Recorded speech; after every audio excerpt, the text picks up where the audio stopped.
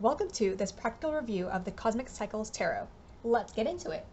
Okay, so some background about how I got this deck. I had written it off for a while because I was like, it's not really my style, but when I saw some people gushing about it in some Facebook groups or on YouTube last year, I was like, oh, maybe I will like it actually. So I ended up buying the deck. Honestly, it was totally out of FOMO, the fear of missing out. Kind of should have trusted my gut feeling, but I got it anyway. Actually, the deck took a while to arrive. It only just arrived this year, 2022.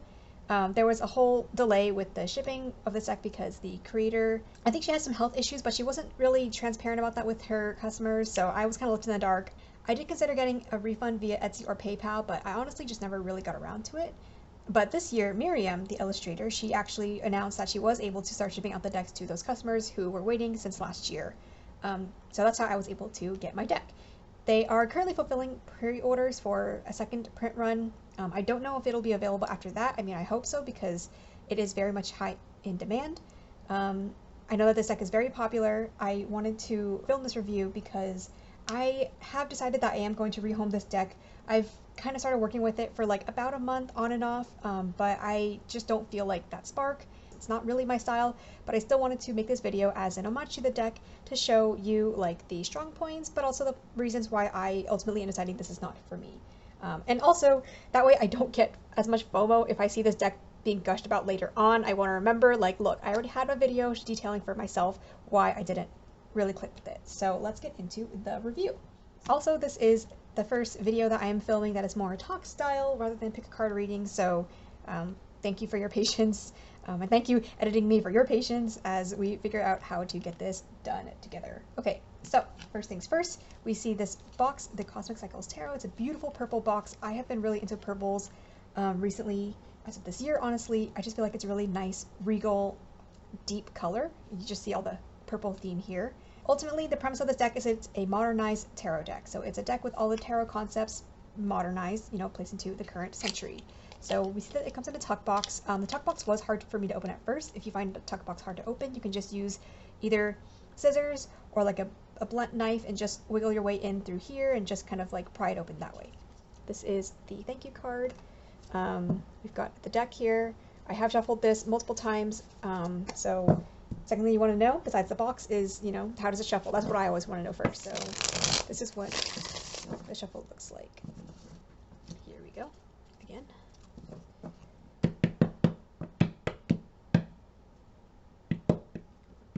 Down there.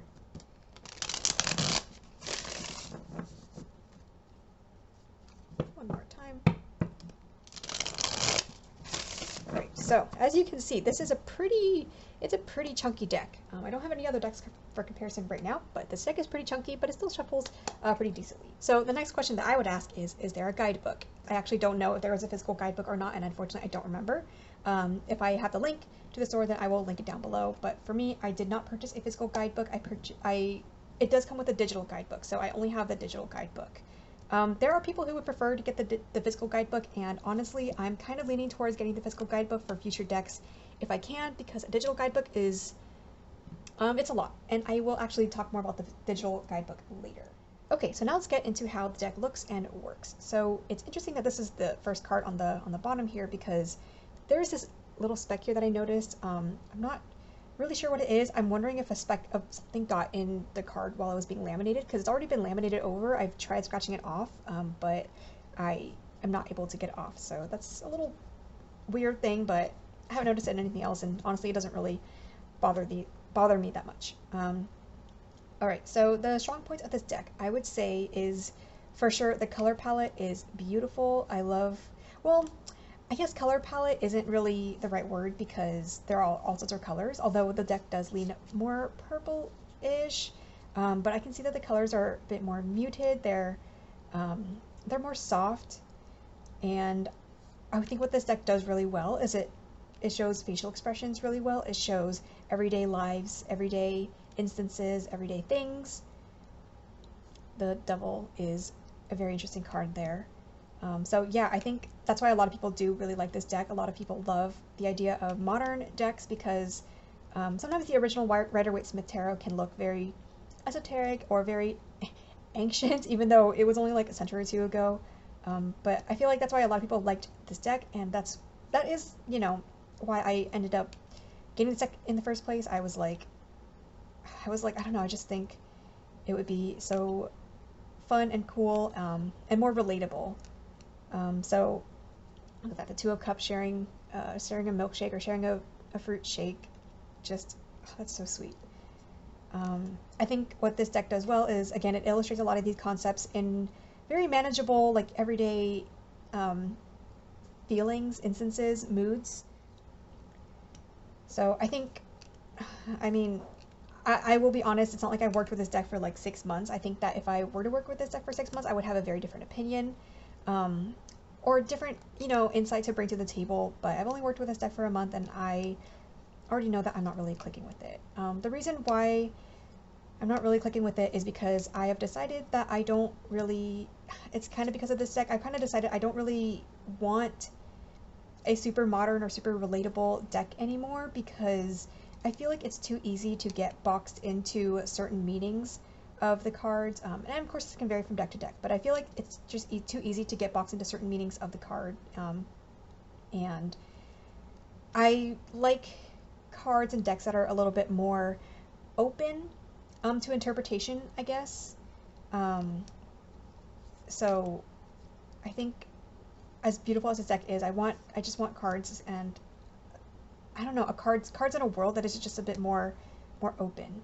I will pull some cards later on that I have nitpicks with, and hopefully that'll explain more what I'm talking about. But I just think this is a really beautiful deck looks wise, and that's why, like, that's why I wanted to make this video, to at least show future me that, like, it's okay that you let this deck go. At least you get this video to, like, remember it by.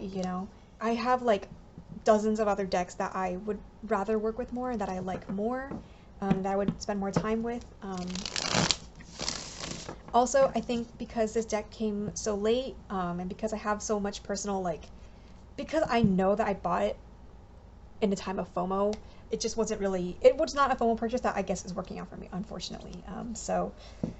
Okay, so I pulled out some cards. It's a hefty stack here that I wanted to talk about, because I think that they really highlight the strengths of the deck, and some of the reasons why I was drawn to get the deck in the first place. So here we have the Fool. The Fool, I think, is a beautiful introduction to the deck.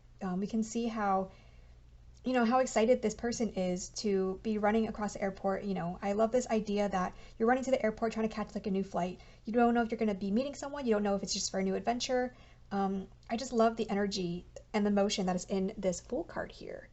Oh, something else I forgot to mention before is that you'll notice that a lot of these characters are repeated throughout the deck. Like this person shows up sometime later, like there. So it's because this deck follows 16 people based off the 16 different court cards of the tarot deck, and those 16 people are kind of featured over and over again throughout this deck.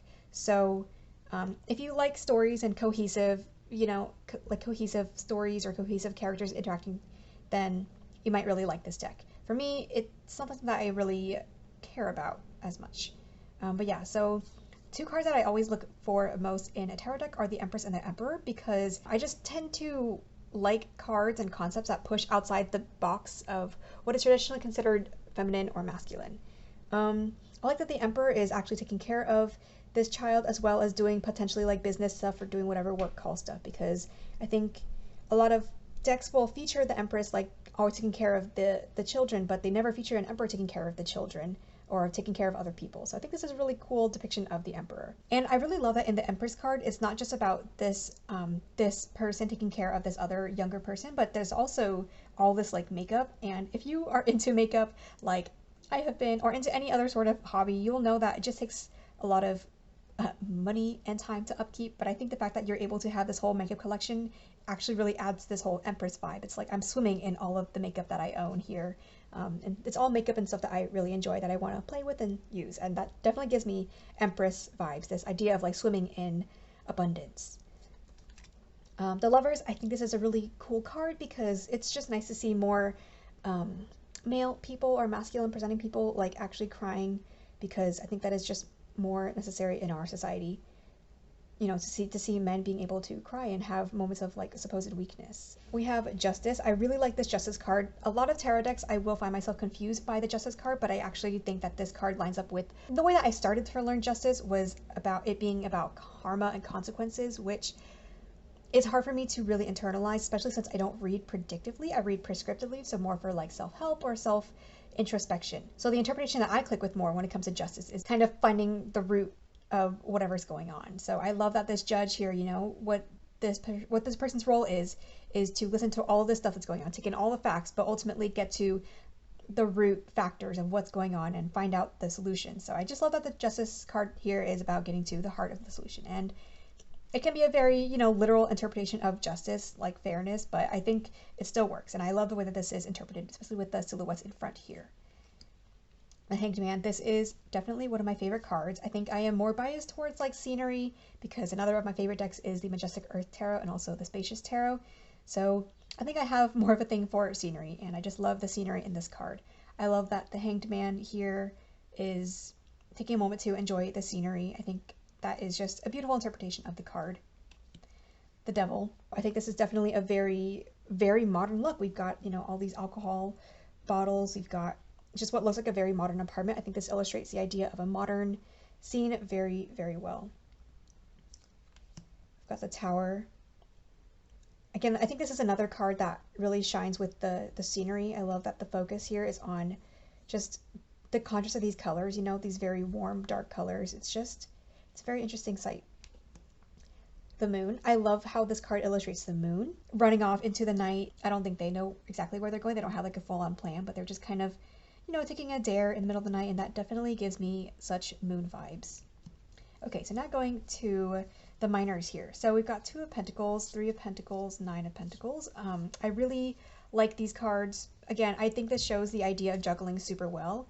There are some cards that just show like the infinity sign with the 2 Pentacles, and I prefer to read with the images as well as knowing what the cards like tend to mean. So I really like this idea of this guy. Apparently, I think this guy also showed up in the Emperor too. So I think, it really tracks like the Emperor kind of balancing things, juggling things, and here they are balancing things and juggling things again. I think it's just a perfect continuation of this person's story. Got the 3 of Pentacles. I love that this shows their actual different roles. This is where the deck really does well, showing these modern scenes and taking these tarot concepts and applying them to everyday instances. And I definitely feel and understand what this card is supposed to mean here. The 9 of Pentacles, love this vibe. I feel like it's just very similar to the Empress vibes here, where we've got this person like surrounded by stuff and they really enjoy it. There's just so much stuff here, but it's all displayed very proudly. Just the image, the vibe of the card is very, very clear here. 2 of Wands, then the 3 of Wands. This is very cool. I love this continuation, and I actually wish this deck did a little bit more of this. This like same scene, same like story continuing. I didn't pull up the 4 of Wands here, but in the 4 of Wands, it's a totally different scene. But I wish that this deck did more of this kind of stuff. Or maybe, the creator can do whatever they want, and I could find other decks that do this type of continuation more. But yeah, I think this is just a really cool couple of set of cards. I love the cohesion. I love even the colors are contrasted, even though this is the continuation. I love that the colors are different here. I don't like when decks kind of become too samey, when the colors kind of look the same, when the cards kind of look the same, because I just like the visual interest. So cool. Got the 7 of Wands. Again, another card that really illustrates the concept super well. We got this person who, is this the same as the Emperor card? Do I have a thing for the Emperor person? It looks like they're more clean shaven. I think that's the same person. But I just love, again, this vibe of like this person kind of defending against, all of these other people or things or outside forces, trying to hold their own. Okay, so now we got the cups. We've got the 2 of Cups, 3 of Cups, and the Knight of Cups. I love the soft colors of this. Again, I think, oh my gosh, this is definitely one of my favorite cards. I love the bright colors. I love how so many colors, and even though I think there's a lot of contrast in this card. We have the brightness here and then the shadows here. We got black and then next to white here. I think it just really makes the card visually very interesting. And this is one of my favorite cards, and again, it's another card that made me want to get the deck. Love the vibe of this Two of Cups here. Just super sweet. I guess this could kind of be a continuation here. We've got, you know, this black-haired person and this ponytail person. They're out here with their third friend. So just cool stuff, you know. This deck is really, really pretty. Knight of Cups, love this vibe here. Just sweet talking the customers as they're pouring some more drinks. Two of Swords. Okay, so now we're on the Swords cards. Okay, 2, 3, 4. So I pulled the 2, 3, 4 of Swords. I really, really love how they chose to illustrate the Two of Swords. The Two of Swords can be about indecision, but it can be about having to make a choice, but it can also be about not making a choice. Sometimes making a decision is very much needed, but sometimes it is more necessary to stay neutral, I guess, to stay in the middle. I just love it. It's very apparent. I mean, to me, like, I'm projecting into this card that, you know, this person's stuck in the middle of two divorced parents, and I just think it's a really cool way of illustrating the card. Three of Swords. Okay, so in addition to other cards I mentioned, like the Empress and Emperor, another card that I definitely look for most in decks is the Three of Swords, because typically Rider-Waite-Smith based decks will show this 3 swords in a heart. I'm very tired of this image being reused and not expanded upon. You know, every time I see a deck and they only default to this image, I get very annoyed. So I'm happy that I really love that this deck, they took the Three of Swords, you know, they use it as a symbol here, but they also kind of expanded upon the whole imagery and, again, made it relatable to today. You know, they're going through a bit of heartbreak. We see a torn picture here. We see, like, maybe they're unable to focus. They're trying to listen to music to try to get their mind off things. I just love the vibes here. I like that they didn't default to just the basic 3 swords stabbed in a heart imagery. And the Four of Swords. This is one of the most beautiful cards in the deck for me because I love the purples here. Just love the purple vibes. I love that they're in a train car or a bus car, just some sort of car, because it gives me the idea that they're in limbo or in motion still. As they're moving from one point to another, they're taking a moment to rest and recharge, but they're still in this, like, chariot, this transportation thing that is continuing to go on. So those are the cards that I found really insightful, really pretty, really highlight the strengths of the deck.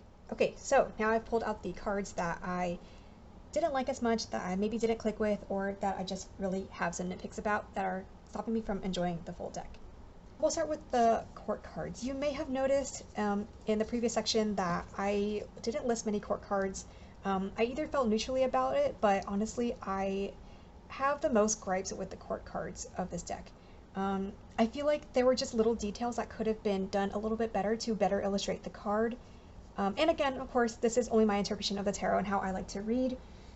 You know, the point of this review is to hopefully show you if you vibe with these cards or not. So some of these cards didn't show up in the like or the dislike pile. They were probably just neutral. So one of the cards that I have the most gripes with is the Page of Cups. In my idea, the Page of Cups is a childlike, imaginative, sensitive kind of person, kind of personality, really. And the guidebook does mention that the Page of Cups, she's like putting her all into these cups, but I like that there is reference to the fish here, like in the Rider-Waite-Smith original deck. But I don't like that these cups kind of all look the same. I feel like something that feels more Page of Cups to me would be if she was experimenting with different colors or different shapes of cups, like doing really whimsical cups that might not be really practical, but are fun to make anyway. I feel like the Page of Cups is more about like fun and imagination, and I just don't see much imagination in these cups.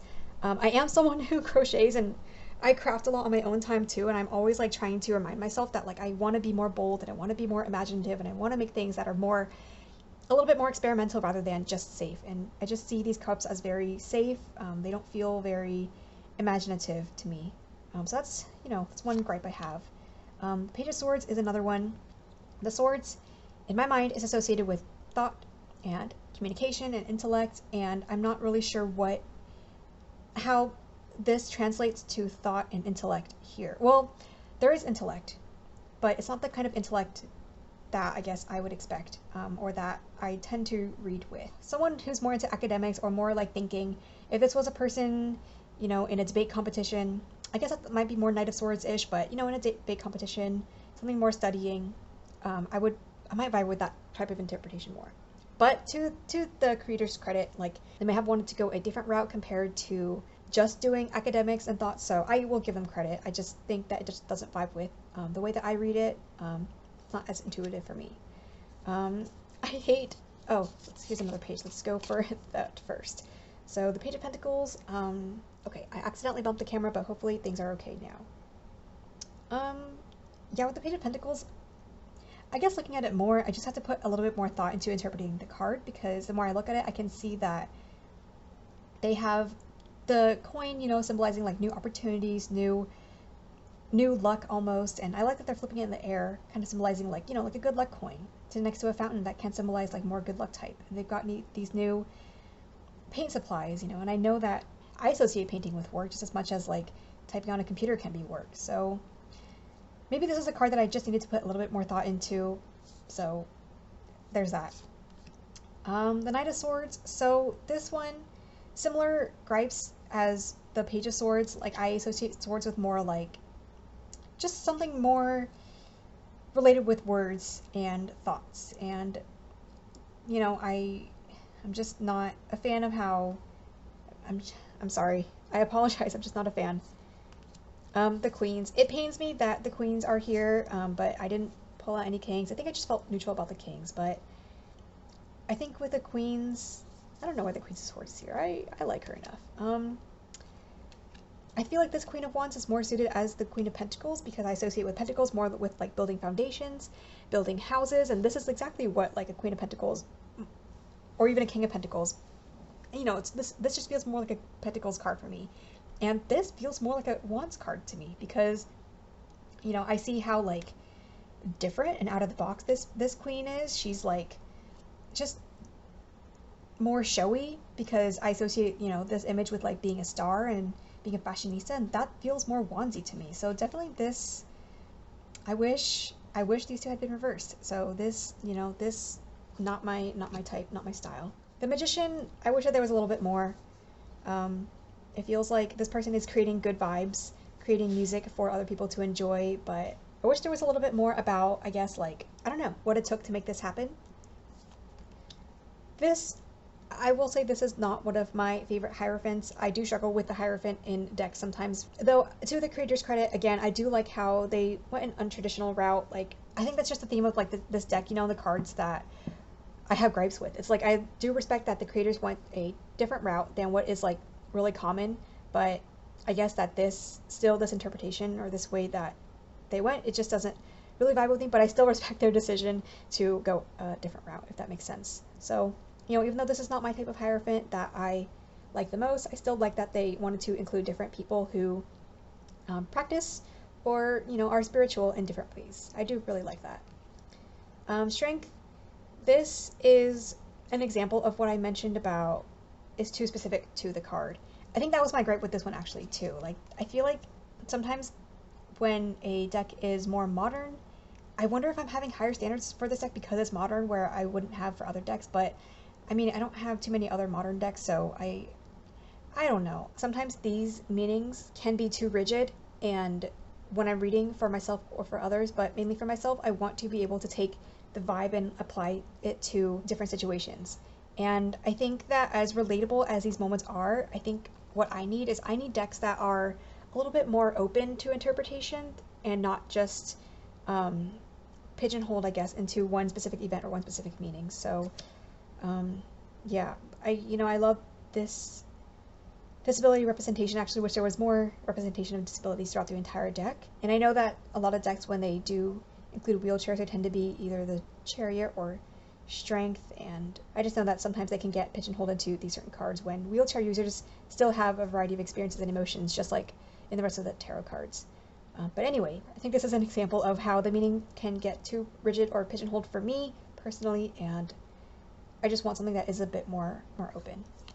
Ace of Swords. I think I've already talked a lot about how I associate swords with more with thought and decisions. I remember looking at the guidebook and reading that this child has already calculated like what makes a kite fly, but I feel like there could have been a better way to illustrate the concept of a child like figuring things out. I like to read the Ace of Swords more as like a sudden moment of clarity, cloudiness in your mind, and suddenly you've got like a new epiphany that like cuts through it all. That's the Ace of Swords feeling for me. If it was to be like figuring something out, I think I just want something that's more obvious, because otherwise it just looks like a child flying a kite. I don't know how, there's no illustration here to illustrate how the child has figured out how the kite flies. Seven of Pentacles, I wish that this was a little bit more clear on what the card is, which I do see reflection here, but I'm also missing the other aspect of the card, which is we're reflecting to figure out, like, are we on the right path moving forward? Is this the path that we want to be on and continue on, or do we want to change paths? So I see the reflection part, but I'm missing the reevaluation part, I guess, or like reorienting oneself. The Four of Cups, this is another example of a card that is just too pigeonholed for me. I see that this person, this child has spilled, cup on their painting. This actually gives me more Five of Cups feels, because it just feels like, they're upset over this and they're not noticing this, but I feel like that's very similar to the Five of Cups. Actually, let me see if I can find the Five of Cups and pull it out. With the Four of Cups meaning, I don't like that it's too pigeonholed into the supposedly negative meaning, because it seems like, oh, obviously you should, stop moping about what you have here because you have new water right here. But the way that I tend to read the Four of Cups, I like to read it neutrally, so that it could be either positive or negative. So maybe the Four of Cups is like, maybe the new cup being offered to you isn't a good alternative and you really should stick with the cups that you have now. So I don't like that there is kind of an implied like judgment that this person should take the cup. If the card were to illustrate, that you don't have to take this cup, like you can be satisfied with what you have now, I think that would line up more with my interpretation of the card. But while we have the Five of Cups here, let's look at the card, because in the traditional Rider-Waite-Smith, this spilled cups versus cups upright, that also definitely lines up with the Rider-Waite-Smith interpretation of the Five of Cups, because typically we have 3 cups spilled and 2 cups upright in the Five of Cups. Yeah, I don't have too much to say about it. It's a cool card. Oh, actually, I guess looking closer, I can see that this person is kind of mourning like these people and even the dog that have passed. And on a closer look, I actually see that these 2 outlines are actually like more ghosty outlines. I didn't notice that at first. I thought they were just other people by them, but yeah, that's cool. Sometimes the Ten of Swords can represent like a new rebirth, because there's new like sun on the horizon, when even if you feel like you're at your worst and you have 10 swords being stabbed onto you, there's like a sun coming out onto the horizon. This actually feels more like possibly a Nine of Swords moment to me, where you have a lot of like anxiety and you just feel like trapped and there's no way out. What this card is missing for me is just an element of like, this is the end of like an old chapter and it's possibly the end of a new chapter. So I'm just missing this element of where it might look like there is a new beginning.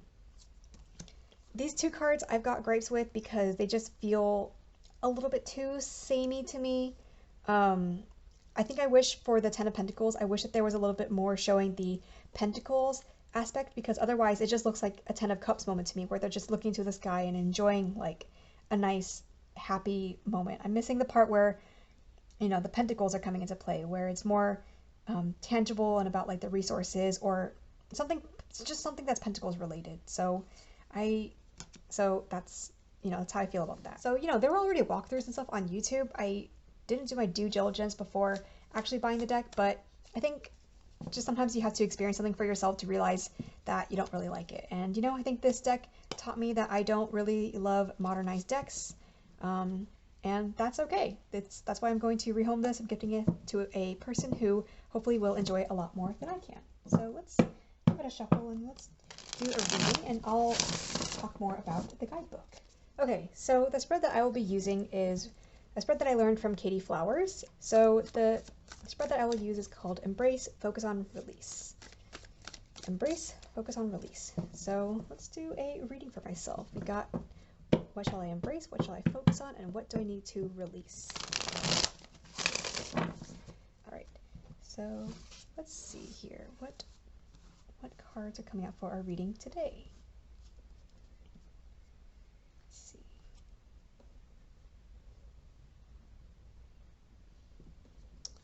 One,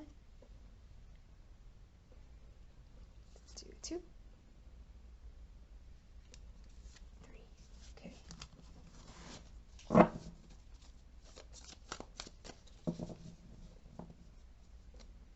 All right, what do we need to embrace? What do I need to focus on? And what do I need to release? What to embrace, we've got the Devil. What to focus on, we've got the Star. And what to release, we've got the King of Swords.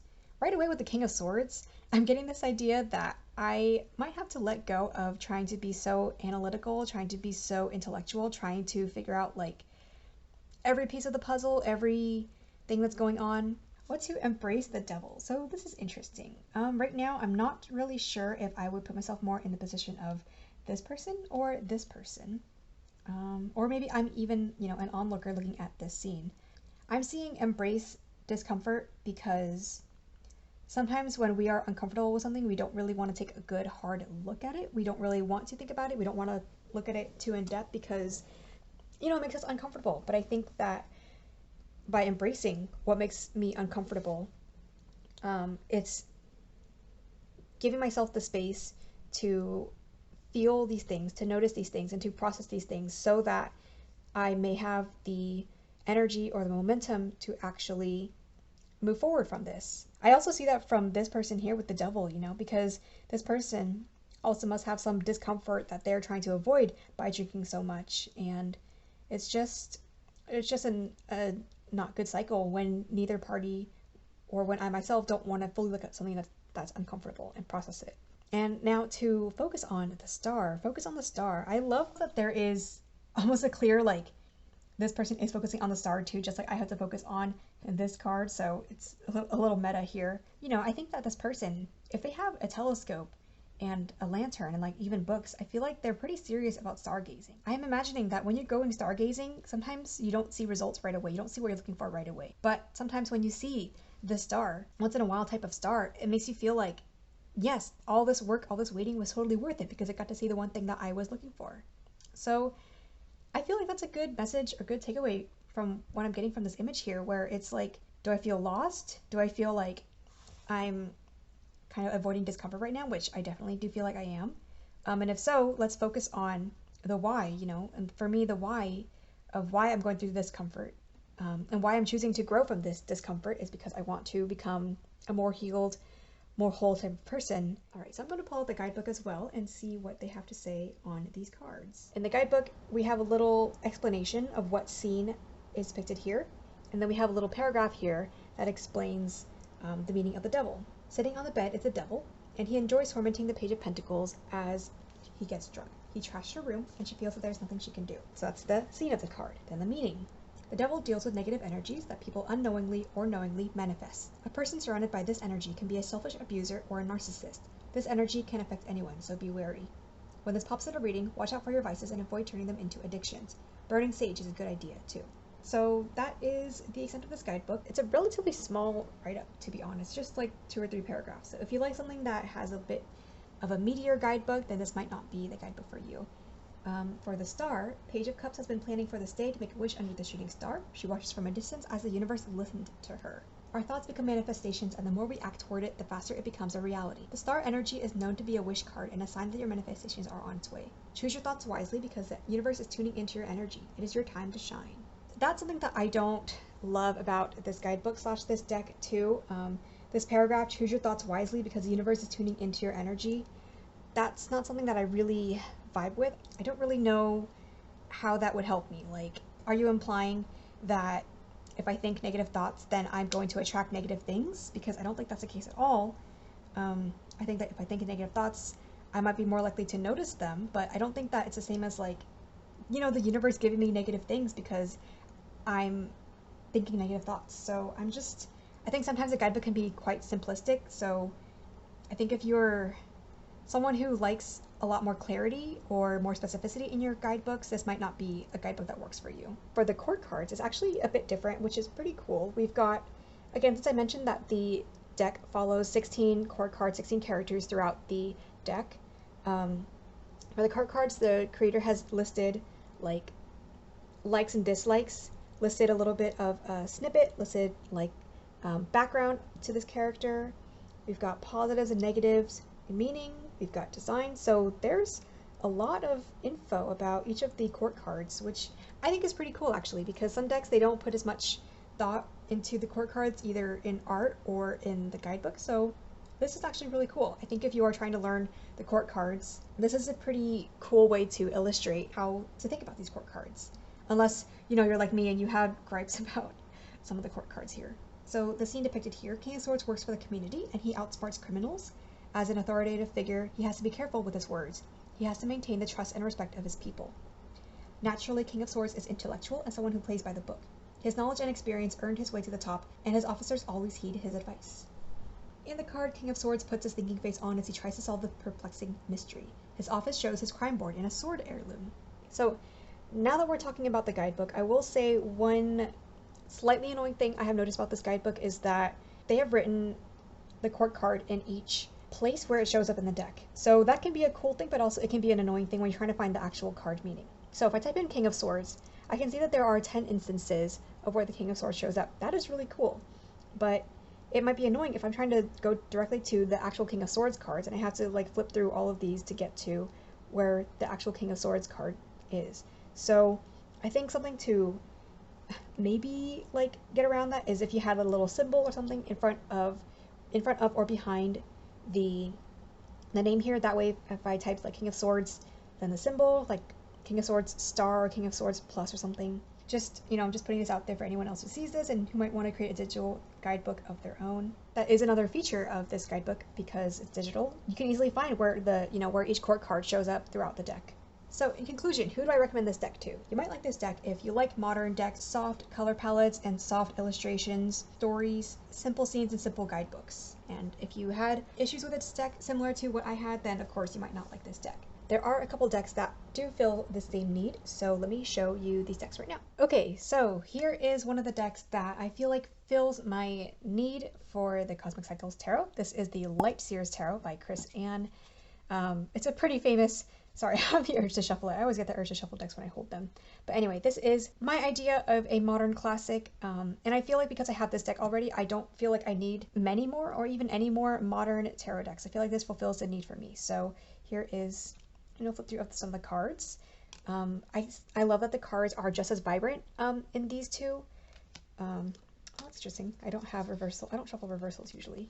The difference is this card stock is more matte. The laminate is more, a little bit more glossy, but I love that the colors are the same.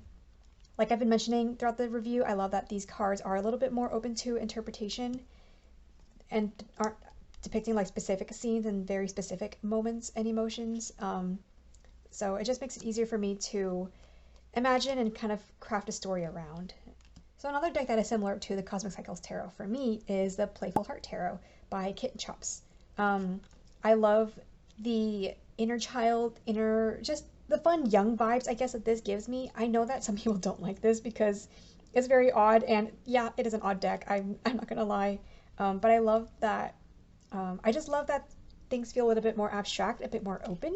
Again, just a bit more open to interpretation, but it still keeps the same general like young vibe. Side note, I know some people don't like that kings and queens when they're depicted like very young, and I just noticed how young this Queen of Pentacles looks. She looks honestly very, very young, and I think I like my kings and queens to be a little bit older and looking more mature. But anyway, so this is another deck that I do really enjoy.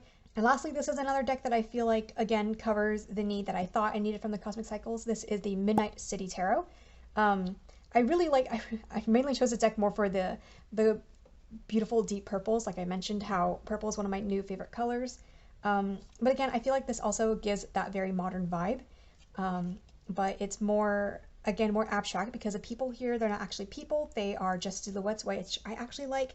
It's a lot easier for me to project onto silhouettes and try to weave stories around silhouettes than actual like people like this. I feel like there's just too much, I don't know, influence and like opinions and stuff that I can assume about people here, whereas with silhouettes it's just very easy. It's like a blank slate, so I think again this gives the vibe a very modern but still open enough vibe that I could have gotten from this deck too.